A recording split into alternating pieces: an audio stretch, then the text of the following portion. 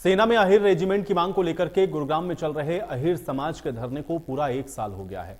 इस मौके पर धरने पर बैठे अहिर समाज के लोगों ने हवन और पूजा करके एक बार फिर से सेना में अहिर रेजिमेंट की मांग को बुलंद किया है। धरने पर बैठे लोगों ने सरकार को चेतावनी देते हुए कहा है कि अगर जल्द ही सरकार ने सेना में अहिर रेजिमेंट नहीं बनाए तो अगले चुनाव से पहले वो केंद्र सरकार का बहिष्कार करेंगे। आपको बता दें कि बीते साल 4 फरवरी से खिड़की दौला टोल प्लाजा के नजदीक सेना में अहिर रेजिमेंट की मांग को लेकर के यादव समाज के लोग धरने पर हैं।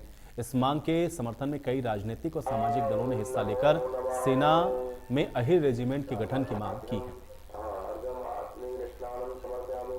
देखो भैया, हमने तो पहले तो आप लोगों का बहुत बहुत धन्यवाद जो आप लोग लगातार 1 साल से हमारा सहयोग कर रहे हैं। इस जमाने में जबकि मीडिया को आज की डेट में दलाल का नाम दिया जाता है, मैं आप लोगों को भगवान का नाम देता हूं। मीडिया भी एक ऐसा रोल है जो कि हमारी बात को देश और प्रदेश में पहुंचाने का काम कर रही है।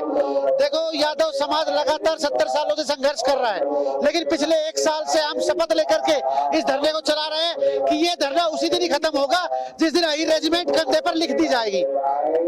देखो भैया, खोने को तो हमारे पास कुछ था ही नहीं, जो भी कुछ है हमने पाया ही है। शांति प्रिय आंदोलन आपने देखा होगा, हिंदुस्तान के इतिहास में एक लौता आंदोलन ऐसा ये है जिस आंदोलन के ऊपर किसी भी प्रकार का कोई उपद्रव का आरोप नहीं लगा, किसी अशांति का आरोप नहीं लगा। आपने पिछले दिनों देखा होगा, यहाँ पर लाखों की तादाद में भी लोग पहुंचे और हजारों की तादाद में भी लोग पहुंचे। देखो, संख्याएं घटती बढ़ती रहती है, विचारों के अंदर उतार चढ़ाव आते रहते हैं, लेकिन आज हिंदुस्तान के कोने कोने के अंदर ये आवाज उठने लगी है कि अहिर रेजिमेंट हक है, याद होगा। तो संत गुरु रविदास की जयंती पर गुरुग्राम में कार्यक्रम का आयोजन किया गया। इस दौरान कीर्तन और कलश यात्रा जैसे कार्यक्रम आयोजित हुए। इसमें मुख्य अतिथि के तौर पर बीजेपी नेता नवीन गोयल ने शिरकत की है।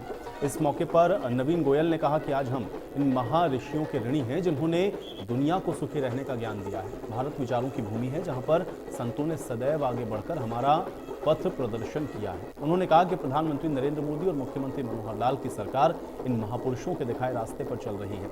संत गुरु रविदास की शिक्षा और उनके विचारों को आदर्श मानते हुए समाज के सभी वर्गों के उत्थान और कल्याण के लिए कई योजनाएं और कार्यक्रम चलाए जा रहे हैं।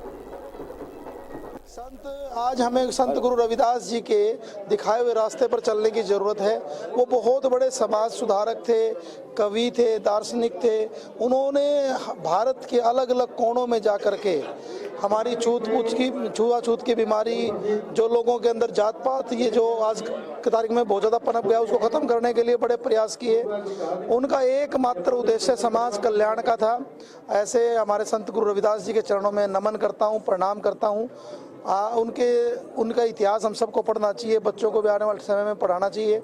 मैं हमारी श्री गुरुदास सभा गुड़गांव, जहाँ पर हम इस पावन स्थल पर खड़े हैं, मैं योगेंद्र जी की पूरी टीम को बधाई देना चाहता हूँ